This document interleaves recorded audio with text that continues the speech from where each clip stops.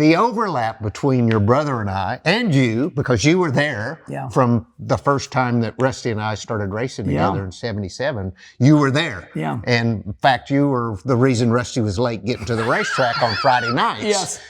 Because they had to wait for you to get out of school. But we have so much overlap in our careers. We raced everything from 1977 through 2005. And Rusty and I never once, had a problem. There were 2 times where we had to talk about, what happened. Do you remember what those were? Well, the first one was at Dover. I got loose underneath him. I just got loose and clocked him and killed him, killed him. And that was like, it killed me because I cost him 100 points. Now, I wasn't in the running for a championship.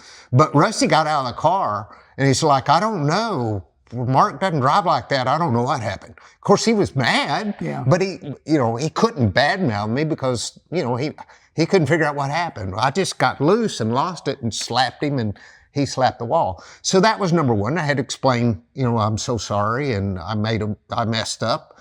The other time was we were at Talladega and it was right at the end and I was in front of Rusty and Rusty said, they were talking on the spotters were talking. Rusty said, tell Mark I'll go with him. And I said, just make sure Rusty will go with me or I'm not pulling out. Yeah, I'll go with him. And I pulled out and Rusty didn't go with me. Oh my God. And I went to the back. No go. And I was so mad. You're gonna knock him out. And so I go up to him. I get out of the car and I go right up to him and I said, I am so disappointed in you. Crushed him. And he about cried. Because, we just had so much respect. We never had a problem. How could you do that? Race every year for what, 30 years? And then screw you. And never have. Well, it was just one of those days. That was okay.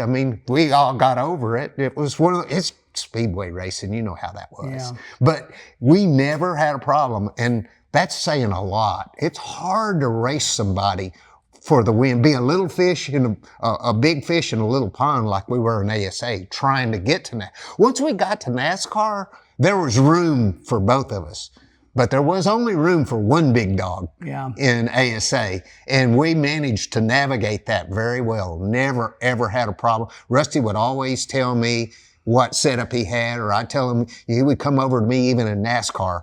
He'd come over and said, man, I'm lost, Mark. What do you got? And I would tell him. The truth. The truth. Yeah. Or vice versa. We always shared, we never lied to each other. Rusty always said, Herman, we always shared our setups together because we thought maybe us top 5 could get away from the field and race it out. Yeah. Yeah, it's just very different back then. Yeah. We just told I might not tell somebody I didn't like, but, Rusty and I had a great relationship.